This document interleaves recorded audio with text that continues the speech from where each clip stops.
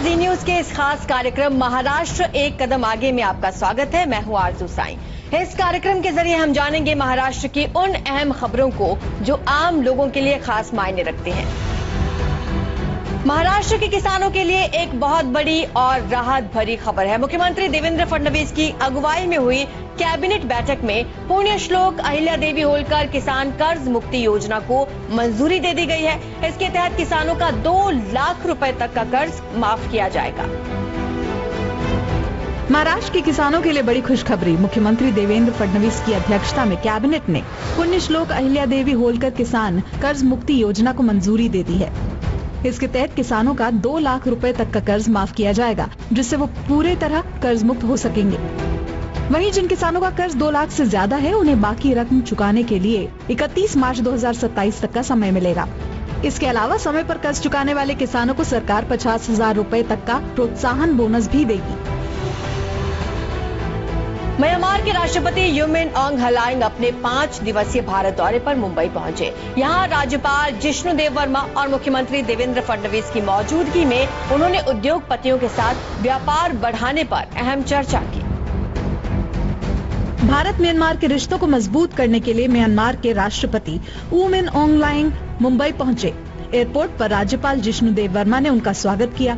इस दौरे पर उन्होंने मुख्यमंत्री देवेंद्र फडणवीस की मौजूदगी में देश के बड़े उद्योगपतियों के साथ व्यापार और निवेश बढ़ाने पर अहम बैठक की।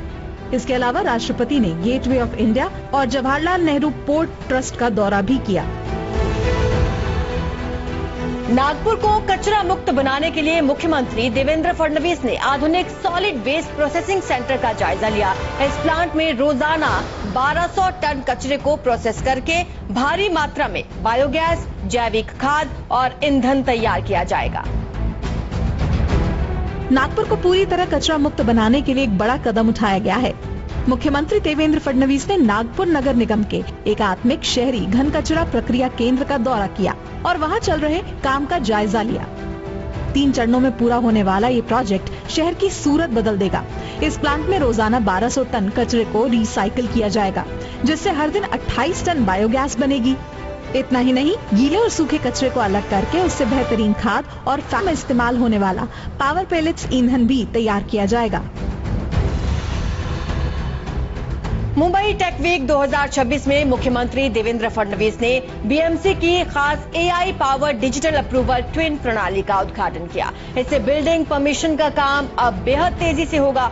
इस मौके पर मुंबई की महापौर रितु तावड़े भी मौजूद रही और मुख्यमंत्री देवेंद्र फडणवीस ने भरोसा जताया कि महाराष्ट्र जल्द ही देश के एआई सेक्टर का नेतृत्व करेगा।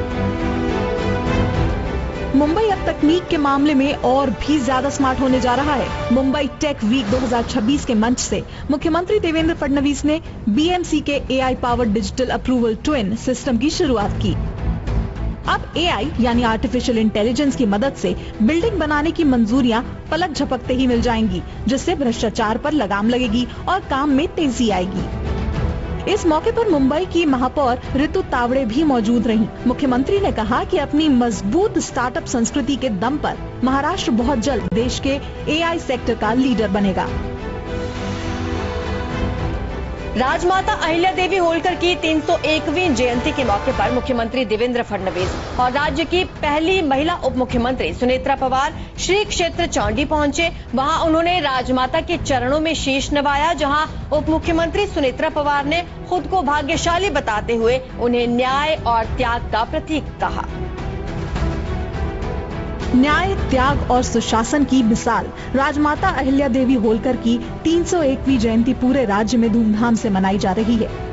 इस खास मौके पर मुख्यमंत्री देवेंद्र फडणवीस और राज्य की पहली महिला उप मुख्यमंत्री सुनेत्रा पवार श्री क्षेत्र चौंडी पहुंचे। दोनों नेताओं ने राजमाता की प्रतिमा के आगे शीश नवाया और उनके योगदान को याद किया। इस दौरान भावुक होते हुए उप मुख्यमंत्री सुनेत्रा पवार ने कहा कि अखंड भारत के कल का सपना देखने वाली राजमाता अहिल्या देवी के चरणों में वंदन करना वो अपने जीवन का सबसे बड़ा सौभाग्य मानती हैं। महाराष्ट्र एक कदम आगे में इस हफ्ते बस इतना ही। अगले हफ्ते नए विकास की खबरों के साथ फिर मुलाकात होगी। नमस्कार।